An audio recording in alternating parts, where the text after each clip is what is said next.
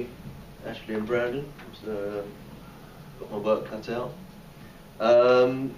So just a quick introduction. We've been established in the leisure sector for 30 years now. 22 years of my life have been dedicated to leisure, and I have been the former chairman of the Restaurant Property Advisory Society. As a company, we like to be hopefully at the forefront of deals and trends and new concepts. We were very proud to bring burger and lobsters to the high street. This wonderful photo is the rooftop of Heron Tower, where we were instructed to source internationally the very best operators. So that is now Sushi Samba, and in fact above that is Duck and Waffle, which are trading unbelievably well, I'm delighted to say. This is a very cool basement in Fitzrovia called Debut, where I don't think you can get a table now for something like 6 months, unless you dial a special number, which I don't have. And this, of course, is Trinity, which we've kind of covered off, and so I'm not going to dwell on that for too long. Exciting times for sure. And we've also been involved in other major centres across the country, notably Blue Water as well, where we have carried out some major restaurant and leisure projects, such as Glow, which is the new events venue, and the Plaza restaurant dining around that, and the Winter Garden, which has followed on. So again, a bit of interaction. I thought I'd ask the audience, what is the oldest shopping centre in the UK that springs to mind? Lakeside. Any other guesses? Sorry? Basingstoke? Wicked. Metro. Runcorn. Borough Market. I've chosen that for a reason. And you guessed it, it's full of food. So a bit of an ironic twist on what we're talking about in terms of stargazing into the future. I'm actually kind of drawing right back to the bare basics. And here we are. They're selling turnips. Good on them. And I don't think you'd find better produce. It's probably still in the UK today. This is the signage board for the shopping centre that we see. Again, it tickled me because things don't need to be overly sophisticated sometimes. And of course, we have street food, as we now know it. So I thought I'd also give a little bit of an audience a shout as to how many Twitter followers Giraffe have at the moment. Any guesses? Million? 1 million. 30,000. He started high. 30,000. 70,000. 70.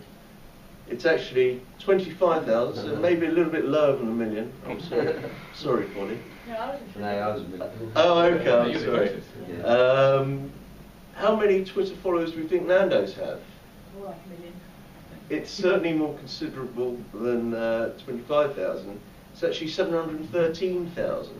And I mention that probably just for the reason that there is a very strong community following to restaurants around the UK. And it's quite interesting because you think, well, hold on a minute, what exactly are they going to tell me? I mean, we all know what Nando's do. They sell chicken. So it's just people want to be part of the restaurant scene and feel part of that community. So of course, another photo tickles me, the death of the high street. They're laughing. I think I would have been laughing if I would have been there, because I also have, just like Ashley and Brandon, great confidence in what's happening in the high street at the moment, particularly in our sector. I'm going to quote Danny Mayer, who's actually just coming to the UK now, and he created something called Union Square Cafe. A really great saying that I love repeating is actually context, context, context. Out trumps location, location, location. And again, I'm taking the essence of what Ashley was saying, which is that we're talking now about destinations, we're talking about places to go, places to dwell, as well as footfall. I think both are very relevant, but context is key. So again, I'm not going to dwell on the reasons why. I think we've covered that off.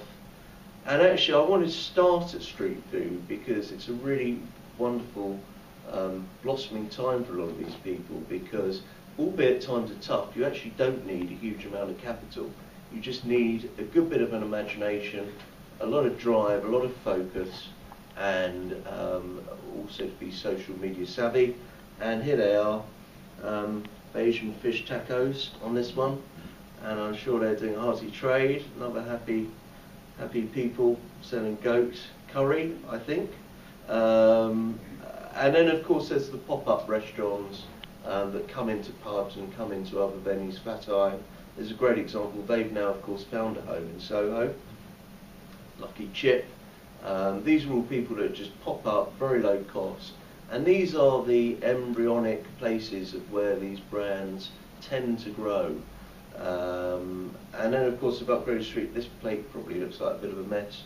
In fact, I don't think there's a place in sight. This is Meat Liquor in the foot of Welbeck Street. I'm sure you've all heard of it, if not been. Very, very popular. And this started in the market. And now, I think it's a bit old news now, but I think they felt as though their brand was worth £10 million. So certainly moving on some. Honest Burger is another great example of street food operators that started in Brixton. In fact, prior to that, they had experience at the Caprice Group and elevated themselves to Soho. They've taken root and they're doing really, really well. Nice and simple. Pit Q is a barbecue concept in Soho and lots of pulled pork, and they are looking to expand too. I am telling this for you for a reason. Don't stay with me if you can. So not just food again is actually mentioned. We're great fans of Everyman Cinema. They're able to deliver the cinema experience in a service-orientated way, and that's really exciting because the film content is the same wherever you go, but the experience can be very different, and Everyman I think can prove that, and as others such as The Light, who I see here in the audience today, so I have to give credit to that they're not the only ones. There are others too. So again, they can add real value to destinations. This is a shot of All Star Lanes, perhaps not the best because bowling's just part of their offer. It's also drink, food, all revolves around the experience that happens to incorporate their leisure activity, which is bowling. It's quite urban and very well suited to destinations.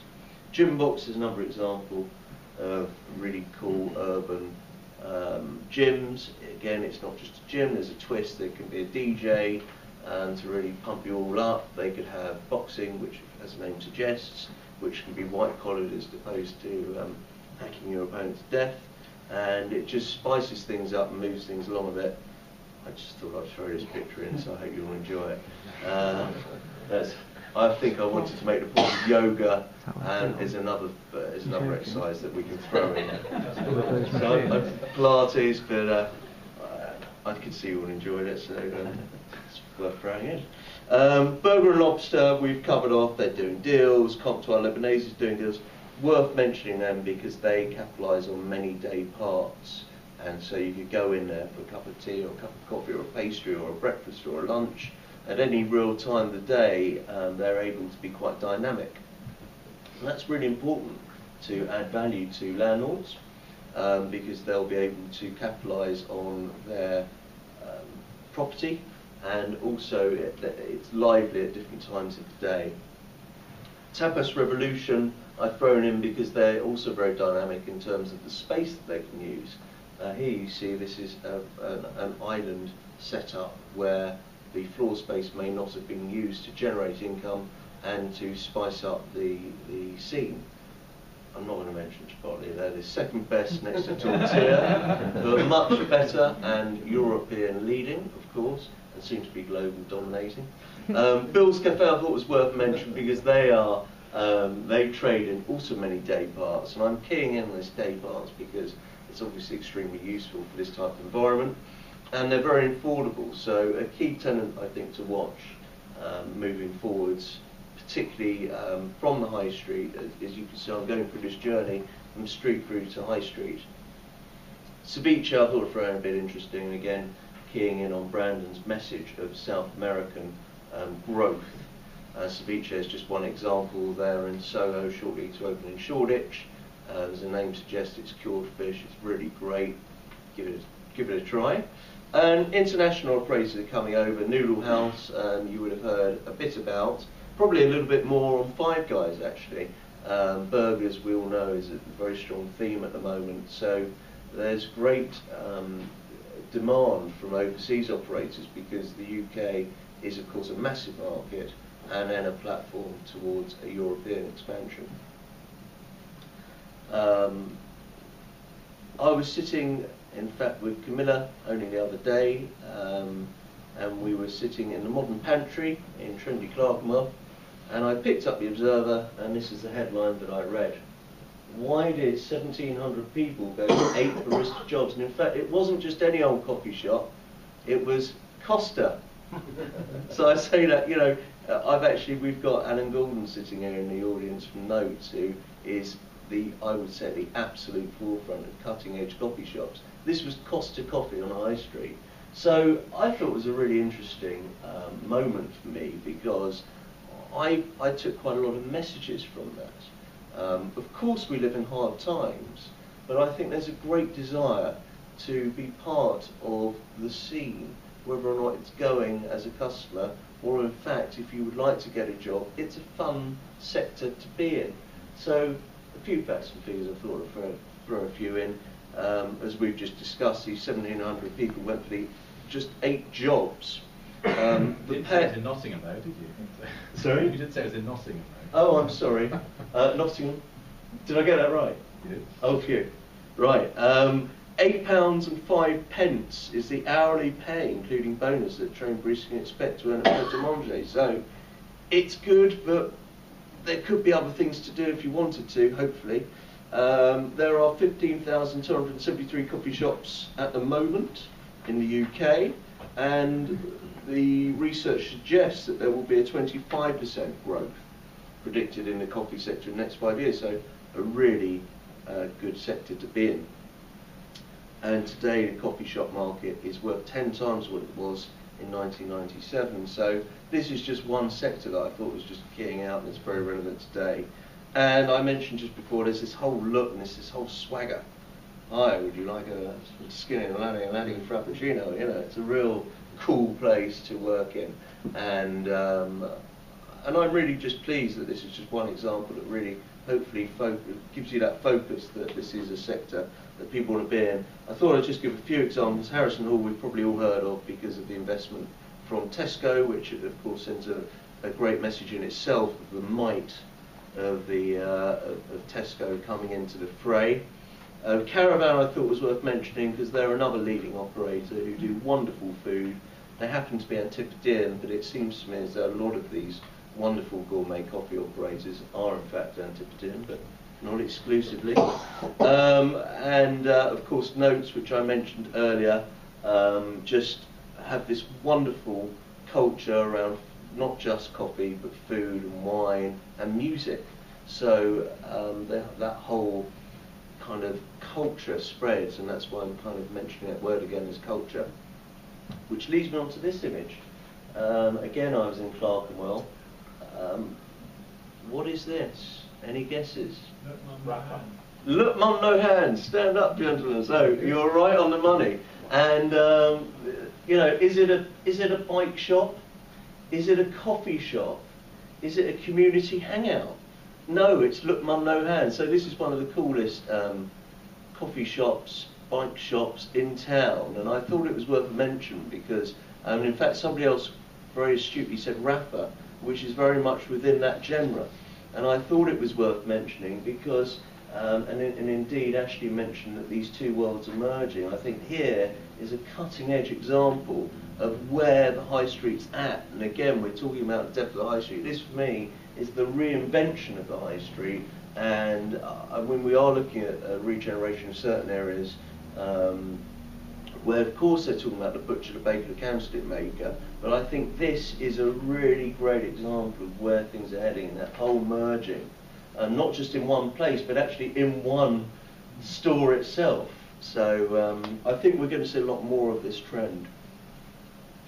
And of course, I thought it was worth mentioning as we've gone on this journey from street food to the high street, to shopping centres, but also again to, this is in fact Tower Park Pool Leisure Park, which is one of Polly's great assets and still one of Polly's and Ashley's great assets. And I think it is great because there is a future here, because of course as we go along that journey, along that chain, the larger groups want to or need to evolve, they need to continue their income and their profit stream, and this is a great opportunity for them because they have not necessarily moved on at the same pace, but of course things do move along. So although it might not be quite the radical photos that I've shown you earlier on, this is progress. And this is Burger and Cocktails in Excape, Yorkshire, which is relatively new and exciting opportunity, although perhaps we should have taken another photo of it absolutely screaming full. But it's doing very well, I can assure you. We took this before it was open. So I'll move on quickly. I've mentioned Wagamama because they are in fact now open in the Great North Leisure Park in North London, and to tremendous success, albeit it's very early days, and we've got a keen eye on this because it's really just mixing it up, and that's an exciting trend. Handmade Burger is another company, and of course there's numerous other burger restaurants who are looking to take these opportunities. And then of course there are the old guards creating or buying brands. So of course we saw Gondola buy Byron, and they may in fact, as we all know and have heard, probably now want to sell Byron, but they would have made a tiny profit along the road. Cow is a new brand from Gaucho, which is more of a casual offer. So where they have the big gauchos in certain cities and some towns, they would look to replace Cow. In fact, again picking up on Ashley's point of these wonderful towns, perhaps such as St Albans, I'm picking on slightly bigger ones, but the Amershams would be a wonderful place for Cow to take root. So they're looking at creating new brands to be able to seize the opportunities of where the trends are going to these market towns or affluent suburbs. And Coast to Coast is a new brand from Restaurant Group, which again started off, perhaps by no coincidence, in Brighton Marina, which is ex-leisure, giving the nod to Polly. But really, I wanted to mention that because it is a new brand and it's doing very well, and it is perhaps no coincidence that it's on one of the parks. So you're probably all relieved, and I'm going to come round to the conclusion. Hopefully I've not blabbered for too long. Throughout this journey, consumers have separated their leisure and dining pound from their traditional spend. This is a point that Ashley picked up on. I don't think that we feel as though we're actually even spending money when we're going out, eating and drinking. We're just going out. And then food and beverage is no longer a luxury, but it's fully integrated into everyday life, and it's a robust sector. So again, I remember some years ago, I was very lucky. My late grandpa used to take us out on a family meal on some Sundays for lunch, and it was a real treat and it was a real event. And now when I go and get a coffee at Notes or lunch and cinema, and it's just what we do. We're not even thinking about it, we're doing it a lot more. We've talked about retail strain, and I think an important concluding point here is that food and leisure will continue to contribute significantly and even to fine shopping centres, and again it's something that's been touched upon briefly, but this will become more and more prevalent now as to how these destinations are defined by their food and their leisure. Thank you very much.